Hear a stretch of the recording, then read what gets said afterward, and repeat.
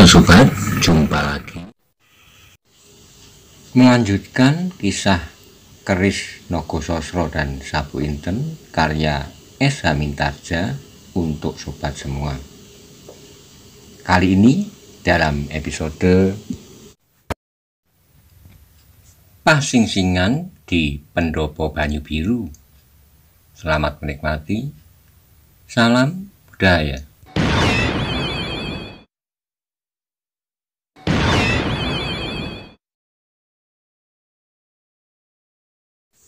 Pada episode sebelumnya dikisahkan Arya Saloka memacu kudanya kencang-kencang agar segera tiba di Banyu Biru.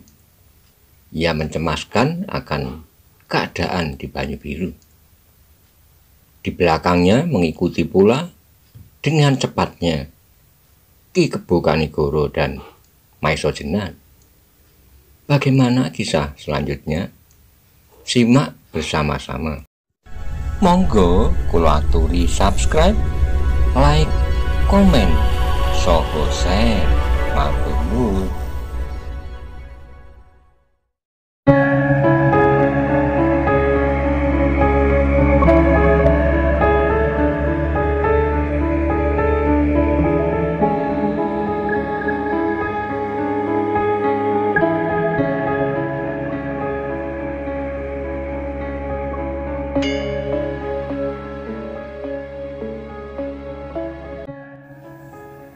Suara raung anjing-anjing liar mengumandang dari tebing-tebing pegunungan, dan malam menjadi semakin garang karenanya. Desa angin pegunungan yang mengalir lewat jurang-jurang yang dalam terdengar seperti bunyi siul raksasa yang sedang bermalas-malas. Suara-suara malam itu telah membuat Aryo menjadi semakin gelisah. Ia menjadi jengkel kepada kudanya yang seolah-olah berlari dengan segarnya. Meskipun tumbuh-tumbuhan dan batu-batu besar yang menjorok di tepi-tepi jalan nampak seperti hanyut ke belakang secepat banjir, namun hatinya ternyata jauh lebih cepat dari kaki-kaki kudanya itu. Dan Banyu Biru terbayang di serambi matanya, seperti menggapai-gapaikan tangan-tangannya memanggilnya. Aryo, tolonglah aku. Tapi suara itu seperti seorang gadis yang dikenalnya baik-baik, bersenjata rantai perak dengan bandul cakra yang bercahaya. Tapi senjata yang sakti itu tak berarti di mata orang yang berjubah abu-abu, bertopeng kasar dan menamakan dirinya Pasingsingan. Tiba-tiba ia pun tak akan berarti pula ia pernah mendengar Maiso Jenar bercerita bahwa ayahnya Ki Ageng Gajah Suro yang sedang marah pun tak dapat berbuat sesuatu melawan hantu berjubah abu-abu itu. Ayahnya itu hanya mampu menyobek ujung jubahnya dengan tombak Kyai Banca itu di alun-alun Banyu Biru tanpa disengaja. Sekali lagi ia menoleh dan dengan serta-merta ia bergumam, "Guruku telah mampu membunuh Simorodro dari Lodoyo, sedang Paman Kebo Kanigoro berhasil membinasakan Naga-Pasa. Apa artinya Pasingsingan bagi mereka?" Tetapi hatinya membantah sendiri. Kalau segala sesuatu telah terjadi, kembali mengiang di telinganya sebuah jerit nyaring. Arya Saloka terkejut, namun segera ia sadar bahwa suara itu hanyalah pekik burung hantu yang sedang berkelahi. Terdengar gigi Aryo gemeretak dan kembali malam menjadi bertambah sepi. Dan malam yang sepi itu benar-benar sedang merajai permukaan bumi. Pangrantunan, Banjargede, Pamingit, Gemawang dan seluruh wajah bumi menjadi kelam. Juga Banyu Biru. Lereng Bukit Telomoyo itu pun ditelan oleh hitamnya malam. Bagian besar dari penduduknya sedang lelap di peluk mimpi. Mereka telah merasa betapa mereka terhindar dari bencana. Meskipun ada di antara mereka yang sedang mengenangkan nasib suaminya, anak-anaknya atau kekasihnya yang sedang berjuang di Pamingit. Sedang para penjaga pun merasa betapa tenangnya malam. Pendopo Banyu Biru pun nampak sepi. Pasang obor masih nampak menyala. Api yang menjalar berlenggang dengan malasnya di belai angin malam. Dua orang penjaga berdiri menahan perantuknya di regol halaman. Sedang beberapa orang lain duduk di gardu dengan mata yang redup. Sekali-kali Wonomerto yang masih duduk di pendopo bersama Ki Dalang Mantingan nampak menguap. "Beristirahatlah paman," terdengar suara Mantingan lemah. "Malam terlalu dingin," gumam orang tua itu. "Ya," sahut Mantingan. "Tetapi hatiku gelisah," orang tua itu meneruskan. Mantingan tidak menjawab, tetapi pandangan matanya terlempar ke halaman, menembus kelam. Perlahan-lahan Mantingan menarik napas dalam. "Apakah Anggirwilis dan cucuku Widuri telah tidur?" tanya Wonomerto. "Mungkin," jawab Mantingan. "Baru saja aku selesai bercerita. Anak itu minta aku bercerita tentang Gatotkaca, Pergiwo, dan Pergiwati."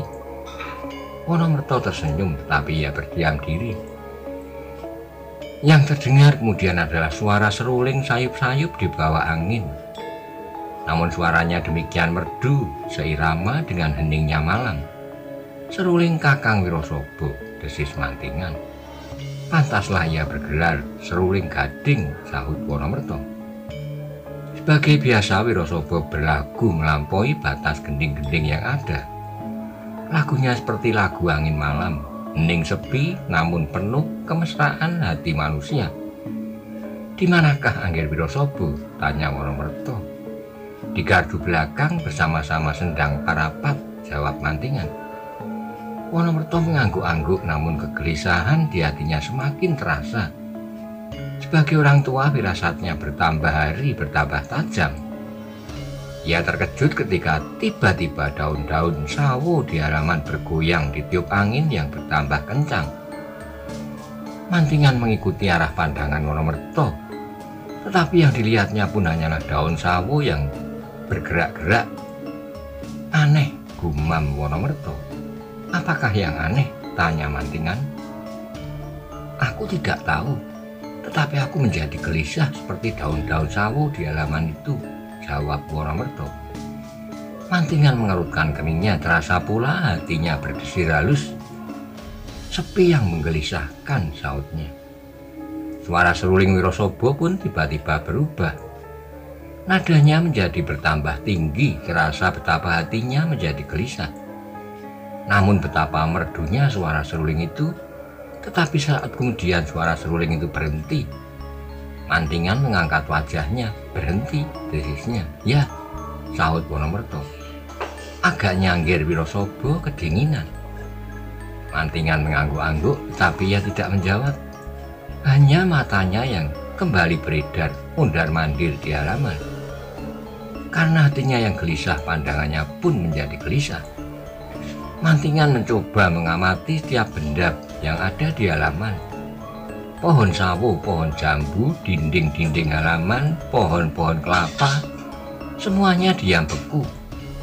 Yang bergerak-gerak hanyalah para penjaga yang berjalan hilir mudik di luar regol. Tiba-tiba keduanya terkejut ketika terdengar langkah naik ke pendopo. Ketika menoleh dilihatnya, Ki Wirosobo berjalan dengan malasnya menjinjing kapaknya. Di belakangnya berjalan Sendang Parapat yang telah hampir sembuh. Mantingan dan Wonomerto menarik napas panjang. "Ah," gumam Wonomerto, "mengapa aku berubah menjadi penakut?" "Mengapa?" tanya Wirosobo sambil duduk di samping mereka. "Aku terkejut mendengar langkah Angger seperti mendengar langkah hantu," jawab Wonomerto.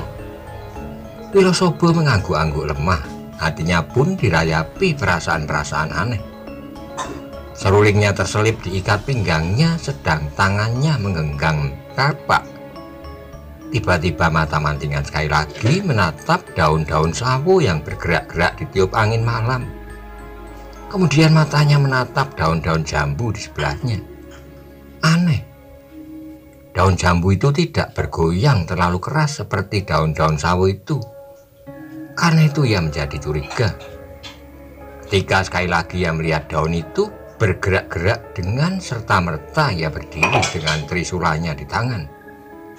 Kemudian dengan tangkasnya, ia meloncat sambil berkata lantang, "Siapakah yang mencoba membuat permainan itu?" Wonomerto, Wirosaba, dan Sendang Parapat pun terkejut. Ketika mereka melihat Mantingan meloncat, mereka masih belum tahu apa yang dimaksudnya. Tetapi ketika pandangan mereka mengikuti arah pandangan mata Mantingan, mereka pun melihat bahwa daun-daun sawo itu bergoyang-goyang. Tiba-tiba terdengarlah suara tertawa yang menyeramkan dari pohon sawo itu. Suara yang sudah mereka kenal baik-baik. Para penjaga dan para pengawal pun terkejut pula. Bahkan Mantingan terpaksa menghentikan langkahnya. "Lowo Ijo," gumamnya. Saat kemudian dilihatnya bayangan yang melontar turun dari pohon sawo di halaman itu. Seorang yang bertubuh tinggi besar dan berdada tegak. Sekali lagi Mantingan terkejut melihat orang itu. Bukan Lowo Ijo, tapi agaknya ia pernah melihatnya. Tiba-tiba ia menjadi ngeri. Bukankah Watu Gunung telah dibinasakan oleh Maesa Jenar? Apakah ia dapat hidup kembali? Namun sebelum ia sempat bertanya, terdengar Wirosaba menggeram. Kau Wadas Gunung?" Mantingan menoleh ke arah Wirosaba. Ia mengulang perlahan-lahan, "Wadas Gunung, siapakah dia?" "Adik seperguruan Lowo Ijo," jawab Wirosaba. "Watu Gunung yang kau maksud?" "Ya," bertanya pula Wirosaba menggeleng. "Bukan, saudara kembarnya. Orang ini pernah bertempur melawan Adi Maesa Jenar di Piridan bersama-sama dengan 20 orang kawannya." Sementara itu Wadas Gunung telah berjalan beberapa langkah maju sambil tertawa pendek. Ia berkata, "Nah, kau orang berkapak yang membantu Maesa Jenar di Piridan dahulu. Kau masih mengenal aku dengan baik." Wirosaba juga maju. "Kau datang pula ke Gedong Songo beberapa hari yang lalu," pikirnya. Dan kapaknya tiba-tiba bergetar di tangannya.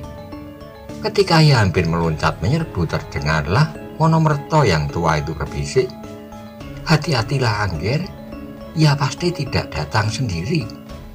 Belum lagi Wonomerto selesai berkata, terdengarlah suara kentongan bertalu-talu 3 kali berturut-turut. "Kebakaran," desis Wonomerto. Sekali lagi Wadas Gunung tertawa, katanya, "Kebakaran, jangan terkejut. Banyu Biru telah dikepung." Wajah Sendang Parapat menjadi merah. Ia harus segera menggerakkan segenap laskar cadangan yang ada. Tapi ketika ia melangkah ke gardu penjagaan sebelum turun dari pendopo, muncullah seorang lagi di hadapannya. Sendang tertegun. Ia belum pernah melihat orang itu.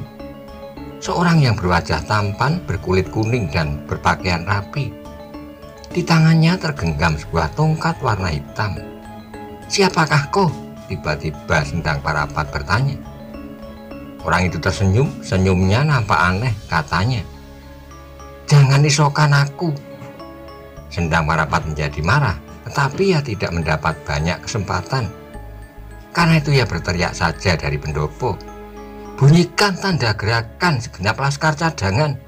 Saat kemudian orang-orang di gardu penjagaan menjadi sadar akan bahaya yang datang.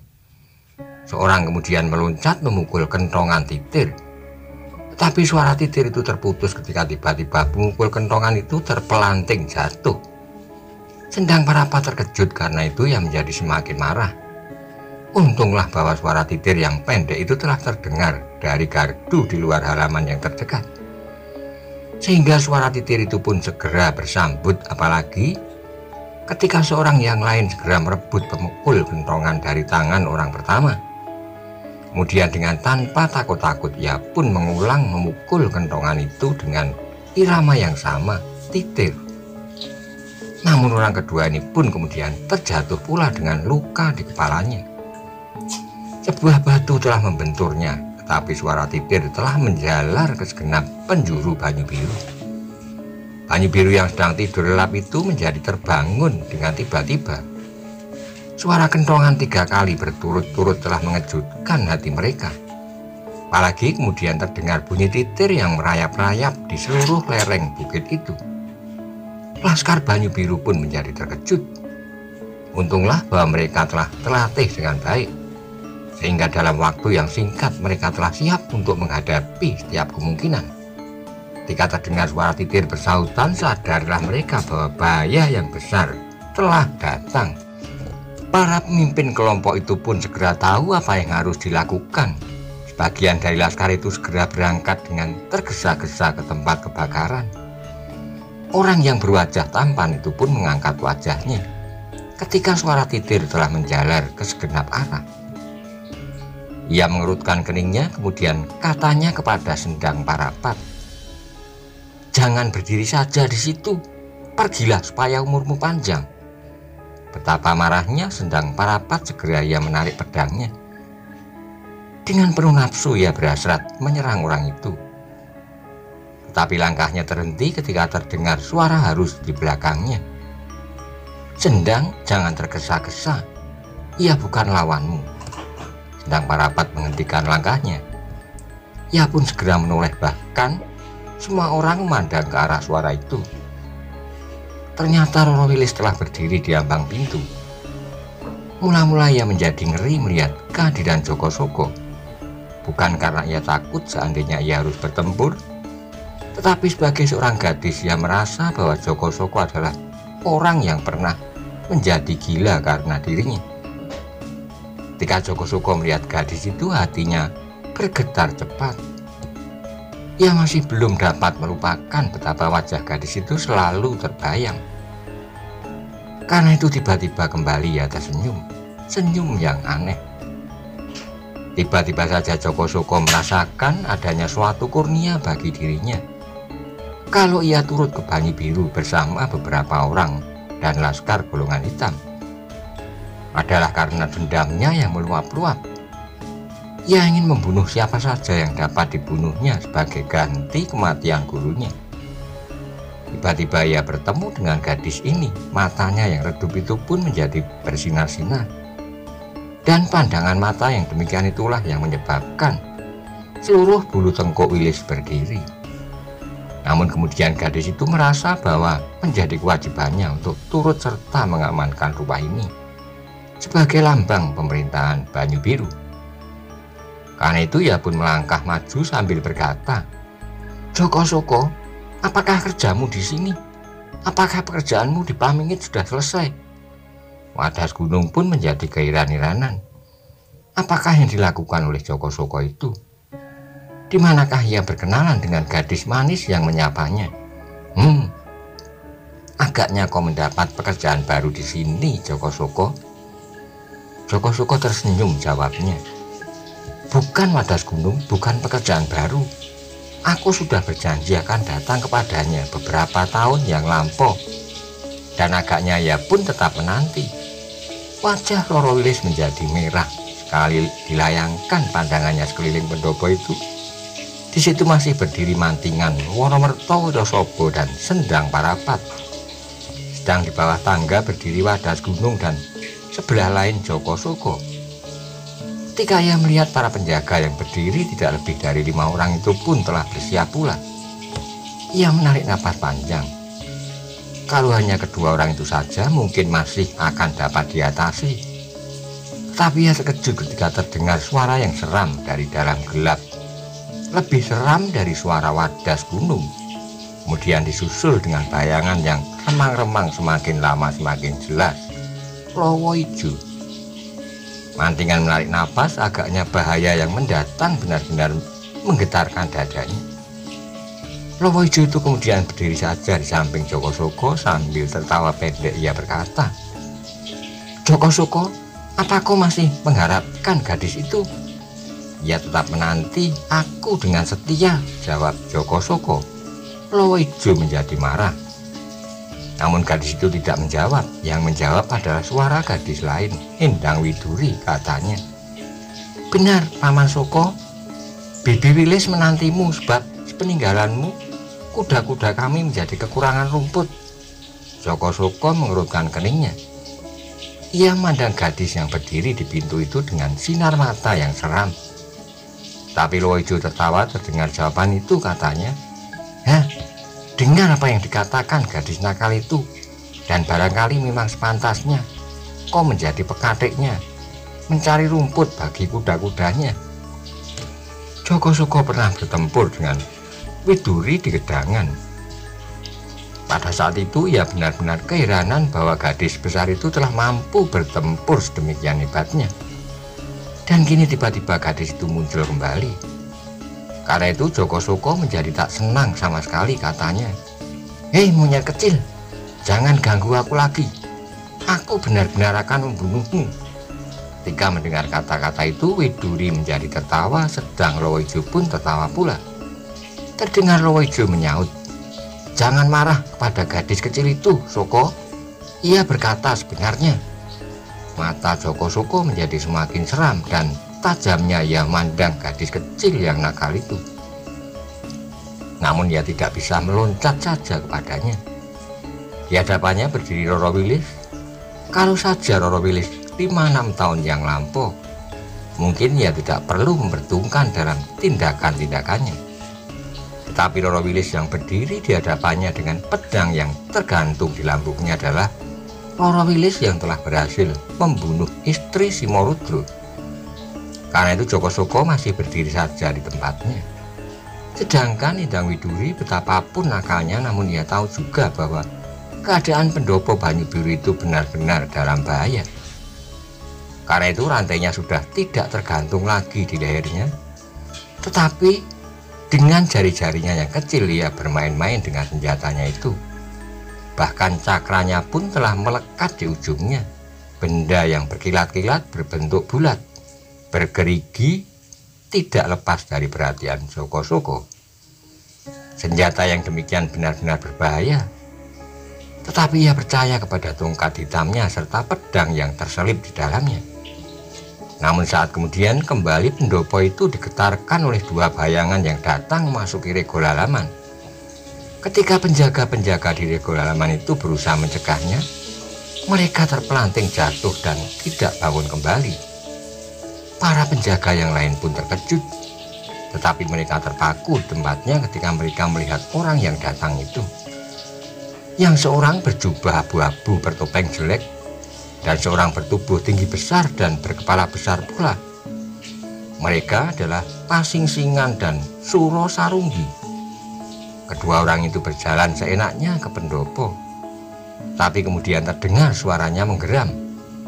"Lowoijo, permainan apa yang sedang kau lakukan? Kau masih berdiri saja mengagumi kecantikan gadis-gadis itu. Waktu kita tidak banyak. Aku telah memberikan petunjuk-petunjuk bagaimana laskarmu menghindari orang-orang Banyu Biru yang sudah menjadi gila di tempat kebakaran. Waktu kita tidak banyak." Lowoijo sadar bahwa seseorang telah melihat mereka di Pamingit, sehingga dengan demikian ada kemungkinan mereka menyusul ke Banyu Biru. Karena itu ia berkata, "Baiklah guru, dan apakah yang akan guru lakukan sekarang? Bunuhlah orang-orang ini semuanya, kecuali kalau Joko Suko masih mengendaki gadis itu. Tetapi buatlah ia tidak berdaya.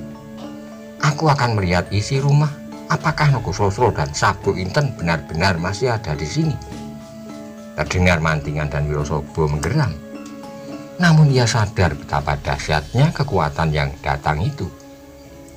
Ia sadar pula bahwa kebakaran di ujung kota adalah suatu cara untuk memancing laskar Banyu Biru. Pasingsingan dan Suro Sarunggi itu tidak memperhatikan apa-apa lagi. Mereka langsung berjalan naik pendopo dengan seenaknya. Ketika Pasingsingan dan Suro Sarunggi berjalan melintasi pendopo, tak seorang pun berusaha mencegahnya. Mereka mandang saja seperti memandang hantu. Mantingan dengan trisula di tangannya hanya gemetar saja di tempatnya. Sedang Wirosobo tegak seperti patung dengan kapak di tangan. Meskipun tangan Roro Wilis sudah melekat di hulu pedangnya, ia pun tidak berbuat apa-apa. Kali ini Widuri pun tidak berani bermain-main. Ia telah pernah melihat hantu berjubah dan bertopeng kasar itu bertempur melawan Maiso Jenar di Gedong Songo. Karena itu ketika kedua orang itu berjalan ke pintu, Widuri menggeser diri. Sesaat Pasingsingan berhenti pula dan memandangi wajah gadis yang jernih itu. Tanpa disengaja ia kemudian menoleh kepada Loijo, tetapi kembali ia tidak mempedulikan keadaan sekelilingnya. Dengan Suro Sarunggi, Pasingsingan segera memasuki rumah itu mencari pusaka-pusaka yang menggemparkan. Ketika kedua orang sakti itu telah melenyap di telan pintu, mulailah Loijo menggeram. Kemudian terdengar ia berkata, "Joko Soko, jangan terlalu lama bermain-main. Waktu kita tidak terlalu banyak." Joko Soko tersenyum. Dengan mata redup ia melangkah maju dan dengan satu lompatan ia naik ke pendopo. Pada saat yang bersamaan Roro Wilis telah menyambut pedangnya. Ia sadar bahwa ular laut itu pasti akan menyerangnya. Sekali lagi hatinya meremang ketika teringat peristiwa-peristiwa di hutan Tambak Boyo. Tapi sekarang ia harus menghadapi bajak laut itu dengan senjata di tangan. Tidak untuk bunuh diri, tapi untuk membunuh lawannya. Yang terjadi di sebelah lain, Wirosobo dengan garangnya meloncat ke arah wadas gunung. Kapaknya yang besar itu berputar dengan dahsyatnya. Sedang wadas gunung pun menerima serangan Wirosobo dengan penuh gairah. Di kedua belah tangannya telah tergenggam dua buah pisau belati panjang. Saat kemudian terjadilah perkelahian yang sengit. Kedua-duanya bertubuh tinggi besar dan berkekuatan luar biasa. Keduanya memiliki kelincahan dan kecepatan bergerak. Wirosobo kini telah memiliki seluruh ketangkasannya. Kakinya sudah benar-benar pulih kembali, tidak seperti pada saat ia menyusul Maiso Jenar di Bliridan beberapa tahun yang lampau. Dengan demikian pertempuran itu menjadi dahsyat sekali. Benturan-benturan senjata mereka berdentang-dentang menyobek sepi malam. Demikian kerasnya sehingga berloncatlah bunga api ke udara memercik berhamburan. Mantingan melihat Wirosobo telah mulai dan Roro Wilis telah berhadapan dengan orang yang berwajah tampan itu. Yang masih berdiri tanpa lawan adalah Loijo. Loijo tidak dapat dikalahkan. Namun apapun yang terjadi adalah menjadi kewajiban Mantingan. Karena itu segera Mantingan meloncat menyerang Loijo. Terdengarlah Loijo tertawa saat kemudian di tangannya telah berkilat-kilat pisau belati panjang. Dengan tangkasnya ia menyongsong serangan Trisula Mantingan. Maka saat kemudian mereka telah terlibat dalam suatu perkelahian yang sengit. Keduanya bertempur mati-matian. Untuk segera dapat mengakhiri pertempuran, Loijo yang garang itu melompat dengan dahsyatnya, sedangkan Mantingan pun tidak kalah lincahnya. Karena ia sudah mengenal Loijo, maka dalam pertempuran itu segera ia mempergunakan ilmu geraknya yang dinamai Pacar Wuta. Dalam saat-saat berikutnya Trisulanya bergerak-gerak dengan cepatnya, menyerang tubuh lawannya dari segala arah. Tetapi Loijo pun telah mengenal ilmu itu. Di Gedong Songo ia gagal membunuh dalam Mantingan itu. Sekarang ia akan menebus kegagalannya. Dahulu dalam Mantingan berhasil diselamatkan oleh Aryo Saloko dan sekarang tak ada orang yang akan menyelamatkannya. Karena itu maka Loijo yakin bahwa kali ini ia akan berhasil. Wirosobo yang bertempur dengan wadas gunung pun telah mengerahkan segenap kekuatannya. Ia ingat apa yang pernah terjadi di Gedong Songo. Waktu itu pun wadas gunung ikut serta, sehingga dengan demikian sejak perkelahiannya di Bliridan ia pernah melihat tandang wadas gunung di Gedong Songo. Meskipun tidak demikian jelas karena kesempatan yang sempit. Sebab pada saat itu ia harus bertempur melawan dua orang dari kawanan Alas Mentao. Tapi kini ia harus bertempur melawan orang kedua, sudah Loijo. Karena itu ia harus berjuang mati-matian. Namun Wirosobo yang terkenal dengan nama Seruling Gading itu pun mempunyai sifat-sifat yang khusus. Sebagai seorang penggembala yang pernah merantau dari satu tempat ke tempat lain dengan bekal seruling dan kapaknya itu, maka ia telah memiliki pengalaman yang tak kalah luasnya dari lawannya. Penjahat ulung yang bernama Wadas Gunung itu. Dengan demikian maka kekuatan keduanya tak dapat diselisihkan. Masing-masing memiliki kekhususannya yang cukup berbahaya. Wadas Gunung dengan kedua pisau belati panjangnya menyerang dengan ganasnya. bertubi-tubi seperti beribu-ribu pisau belati yang melontar-lontar ke tubuh Wirosobo. Namun kapak Wirosobo itu seakan-akan dapat berubah menjadi dinding baja yang membatasinya, sehingga dengan demikian ujung pisau lawannya sama sekali tak berhasil menyentuh pakaiannya. Endang Widuri sementara itu masih berdiri tegak di samping pintu. Ia melihat bagaimana Wirosobo bertempur dengan dahsyatnya. Dilihatnya pula Ki Dalang Mantingan bertempur mati-matian. Ia melihat betapa lincahnya dalang mantingan itu dan bagaimana dahsyatnya Trisula menyambar-nyambar. Namun dilihatnya pula betapa dahsyatnya Lowoijo itu bertempur. Karena itu hatinya pun menjadi tegang. Yang belum mulai di antara mereka adalah Joko Soko. Ia masih saja berdiri dengan senyumnya yang aneh. Sekali-kali ia memandang berkeliling melihat bagaimana Wadas Gunung menghadapi lawannya. Dan di saat lain dipandanginya dengan seksama pertempuran antara Lowoijo dan Dalang Mantingan. Sebagai seorang yang cukup berilmu, segera Joko Soko melihat bahwa Mantingan telah sampai pada puncak perjuangannya. Dan Lowoijo masih mungkin untuk melepaskan ilmu-ilmu pamungkasnya. Karena itu ia tersenyum. Sebentar lagi akan melihat lawan Lowoijo itu terbelah dadanya. Karena itu untuk menakut-nakuti lawannya, ia berkata, "Wilis, lihatlah sebentar lagi kawanmu yang bernama Mantingan itu akan terpenggal lehernya atau terbelah dadanya." Roro Wilis mengerutkan keningnya. Ia melihat pula apa yang terjadi di Gedong Songo. Roro Wilis telah mengetahui pula bahwa ilmu Mantingan masih belum dapat menyamai Lowoijo. Meskipun demikian, ia mencoba untuk tidak terpengaruh karenanya.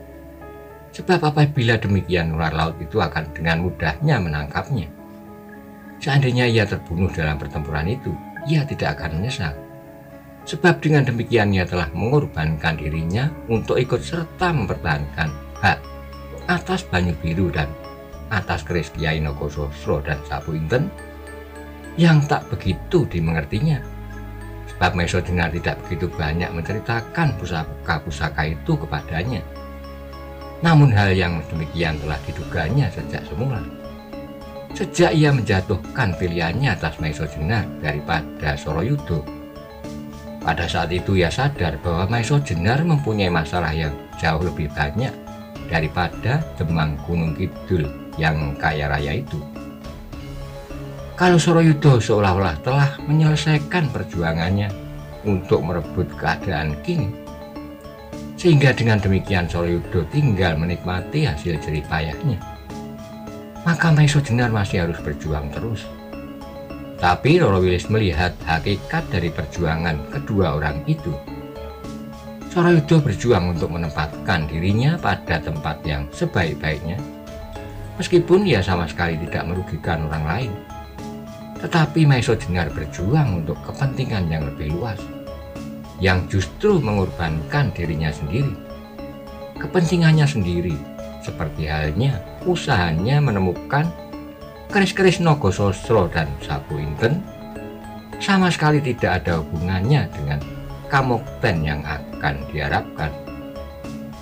Maiso Jenar benar-benar berjuang tanpa pamrih, selain pengabdian diri pada tanah kelahiran, pada kemanusiaan.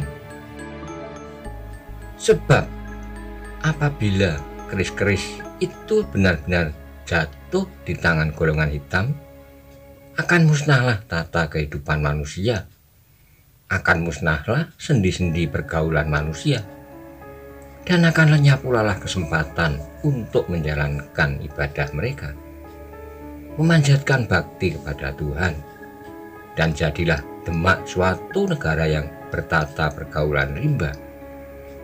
Siapa yang kuat, merekalah yang berkuasa, tanpa menghiraukan hukum-hukum yang ada. Juga usaha Maiso Jenar untuk meletakkan kembali Aryo Saloko pada tempatnya sama sekali adalah perjuangan tanpa pamrih. Ia sekedar melakukan kewajibannya sebagai manusia yang melihat kebenaran terinjak-injak. Dengan demikian, sebagai seorang yang telah menyatakan dirinya bersedia berjuang di samping Maiso Jenar, Rorowilis sama sekali tidak gentar melihat ujung senjata. Jiwa raganya bulat-bulat diserahkan dalam pengabdian seperti apa yang dilakukan oleh Maesojena, orang yang dikaguminya sejak pertemuannya yang pertama. Tetapi ia menjadi ngeri kalau ular laut akan berhasil menangkapnya dan membawanya ke Nusa Kambangan, seperti yang diidam-idamkannya sejak lama. Ia menjadi ngeri atas kehadiran tokoh-tokoh Pasingsingan di tempat itu. Jangan-jangan ia akan membantu ular laut itu, membuatnya tidak berdaya. Namun karena itu, ia berkeputusan untuk melawan mati-matian. Kalau ia gagal, lebih baik mati di pendopo Banyu Biru itu.